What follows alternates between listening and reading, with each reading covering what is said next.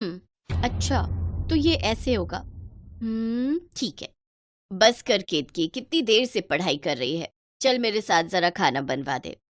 अभी आई माँ। ये है केतकी, जो देखने में बहुत काली थी।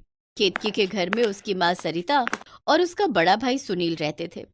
सुनील एक फैक्ट्री में काम करता था, जबकि केतकी कॉलेज में पढ़ाई कर रही थी। वो पढ़ने में बहुत ही होशियार थी। उसे पढ़ाई करना बहुत पसंद था। बस केतकी का रंग बहुत काला था, जिसकी वजह से उसकी माँ सरिता को उसकी बहुत चिंता होती थी। फिर उस दिन रसोई में, तेरे पेपर कब है केतकी?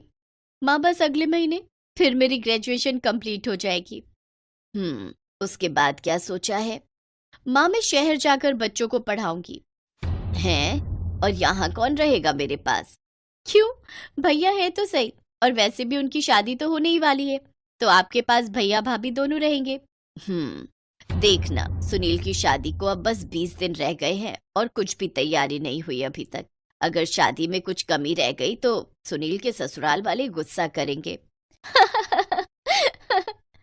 क्या हुआ? तू हंस क्यों रही है? हंस इसलिए रही हूँ माँ कि आप तो ऐसे घबरा रही हो जैसे शादी सुनील भैया की नहीं मेरी हो रही है। अरे आप लड़के की माँ हो, आपको किस बात की टेंशन? ये बात तो तूने सही कही। देख लूंगी पटवारी को। ये हुई ना बात। सरिता का बेटा सुनील सुनीता से शादी कर रहा था। वो उसके साथ कॉलेज में पढ़ती थी। दोनों को प्यार हुआ और दोनों ने शादी का फैसला कर लिया। सुनीता का भाई पटवारी था। इस बात का सुनीता को बहुत घमंड था और वो एक नंबर की नक चढ़ी थी। ऐसे ही वक्त गुजर गया और फिर सुनील और सुनीता की शादी हो गई। लेकिन इस शादी के बाद से सब कुछ बदल गया। आते ही सुनीता ने केतकी और सरिता से लड़ाई शुरू कर दी। रोज की तूतू मैमे की वजह से सरिता का स्वास्थ्य बिगड़ने लगा और फिर वो एक दिन चल बसी। और फिर एक दिन, सारा दिन बस पढ़ाई का नाटक करती रहती है, घर का काम कौन करेगा? सॉरी भाभी, बताओ ना क्या करना है। अच्छा, तो अब ये भी मैं बताऊं? क्यों, तेरे पास आंखें नहीं है? काली कलूठी तो है ही, साथ में दिखाई भी कम देता है क्या? भाभी, मुझसे कोई गलती हो गई? हाँ, हो गई, और बहुत बड़ी गलती हो गई। अच्छा, तो तब होता जब तू भी अपनी माँ के साथ निपट लेती। कम से कम हम तो चैन से रह पाते। रोज रोज के तानों से केतकी परेशान हो चुकी थी। वो रोते हुए वहां से चली गई। उसने कभी नहीं सोचा था कि उसकी माँ के मरने के बाद उसे ये सब सुनना पड़ेगा। उधर उसे रोते हुए देखकर सुनील ने अपनी पत्नी सुनीता से पूछा, तुमने कुछ कहा क्या केतकी को? वो रो क्यों रही है? कहा ना, पढ़ाई का बहाना करके बैठी रहती है सारा दिन। घर का सारा काम मुझे अकेले को करना पड़ता है। तुमने इसकी जल्दी से शादी करा दो। हाँ, लड़का देख तो रहा हूँ, पर तुम्हारी बहन का काला रंग देखकर उससे कोई शादी करने को राजी नहीं है ना? नहीं, ऐसी बात नहीं है। वो तो कोई अच्छा लड़का मिल नहीं रहा है ना, इसलिए। जितनी वो काली है ना, कोई अच्छा लड़का मिलेगा भी नहीं उसको। अरे किसी से भी ब्याह दो, क्या फर्क पड़ता है? कम से कम उसका घर तो बसेगा और मेरा भी पिंड छूटेगा। तुम ऐसे क्यों बोल रही हो? ऐसे किसी से भी कैसे करा दूं? बहन है वो मेरी। ओफो, तुम तो ना बस चुप ही रहो।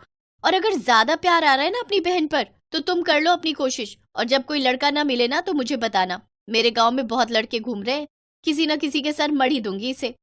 केतकी अपने भैया भाभी की बात सुन रही थी। वो बस रोए जा रही थी। तभी उसने फैसला किया कि वो अब अपने भैया पर बोझ नहीं बनेगी और अपनी जिंदगी खुद संवारेगी। और ऐसे में उसे याद आया गौरव, जो उसी के कॉलेज में पढ़ता था। पूरा कॉलेज उसके रंग का मजाक बनाता था। बस एक गौरव ही था जो उसकी इज्जत करता था और उसे पसंद भी करता था। गौरव पढ़ाई के बाद शहर जाकर कॉम्पिटिटिव एग्जाम्स की तैयारी कर रहा था। जाते वक्त उसने केतकी को अपना फोन नंबर दिया था। केतकी, कहाँ जा रही है तू? जाने दो उसे, लौट आएगी। जाएगी कहाँ? केतकी ने घर से बाहर निकलते ही गौरव को फोन किया और उससे मदद मांगी। गौरव ने उसे अपने पास शहर बुला लिया। वहां गौरव उसे स्टेशन पर लेने आया। गौरव की मदद से केतकी एक स्कूल में बच्चों को पढ़ाने लगी और अपने खर्च भर को पैसे कमाने लगी। केतकी ने फैसला कर लिया था कि वो कुछ बड़ा करके दिखाएगी और उसके बाद ही घर लौटेगी। केतकी सुबह से शाम तक स्कूल में पढ़ाती और गौरव के साथ मिलकर एग्जाम्स की तैयारी करती। अगले ही साल गौरव ने यूपीएससी क्रैक कर दिया और वो आईपीएस बन गया। उसकी कामयाबी पर केतकी बहुत खुश थी। और फिर उसी शाम, आज मैं तुम्हारे लिए बहुत खुश हूँ गौरव। बताओ तुम्हें क्या चाहिए? पक्का? जो मांगूंगा वो दे सकोगी? अब बताओ, जितने पैसे हैं मेरे पास सब खर्च कर दूंगी तुम्हारे लिए। मुझे तुम्हारे पैसों की नहीं, बल्कि तुम्हारी जरूरत है केतकी। वो भी पूरी जिंदगी के लिए। मैं तुमसे शादी करना चाहता हूँ। क्या मैं तुम्हें पसंद नहीं हूँ? बहुत पसंद हो, लेकिन एक आईपीएस के घर वाले कभी एक काली गरीब लड़की के घर रिश्ता लेकर नहीं आएंगे। पर मैं तो तुमसे प्यार करता हूँ ना। इसीलिए तो कह रही हूँ, तुमने खुद को साबित कर दिया और अब मेरी बारी है, ताकि तुम भी अपने घर वालों को शान से मेरे घर ला सको। उस दिन के बाद से केतकी ने और ज्यादा मेहनत करनी शुरू कर दी। ऐसे 1 साल बीत गया। केतकी ने अपना एग्जाम दे दिया और फिर एक दिन उसे पता चला कि उसके भाई की तबीयत काफी खराब है। वो फौरन अपने भाई से मिलने पहुंची। केतकी के आने से उसके भाई को बहुत खुशी हुई, जबकि उसकी भाभी सुनीता उसे देखकर चल भुन गई। केतकी की सेवा से उसका भाई जल्दी ठीक हो गया। और फिर एक दिन, सुनो, आज गांव से कुछ लोग आ रहे हैं। अच्छा, क्यों? अरे वो मैंने केतकी की शादी की बात की थी। वो हमारे गांव का एक लड़का है, खुद की टैक्सी चलाता है। थोड़ा काला है, पर केतकी भी तो काली है। सुनील अपनी पत्नी से कुछ कह नहीं पाया। उसे लगा कि शायद केतकी की यही किस्मत है। शाम को सुनील के घर के बाहर एक टैक्सी आकर रुकी। वो टैक्सी वाला अपनी माँ को साथ लेकर केतकी को देखने आया था। और फिर, जल्दी कर, लड़के वाले आ गए कब के। हाँ भाभी, मैं तैयार हूँ। सुनीता केतकी को लेकर गेस्ट रूम में आ गई। टैक्सी वाले को देखकर सुनीता ने कहा, ये है मेरी ननद केतकी, स्कूल में पढ़ाती है, ठीक ठाक कमा लेती है। वो क्या है ना, थोड़ा दौड़ धूप ज्यादा करती है, तो इसीलिए रंग थोड़ा दब गया है। झूठ मत बोलो भाभी, मैं तो बचपन से ही काली हूँ। चुप कर, बड़ी मुश्किल से ये लोग फंसे हैं। नहीं भाभी, मुझे इन लोगों को नहीं फंसाना। वो देखो भाभी, लड़के वाले तो अब आए हैं। हैं? आप कौन हैं और आप इसे सल्यूट क्यों कर रहे हैं?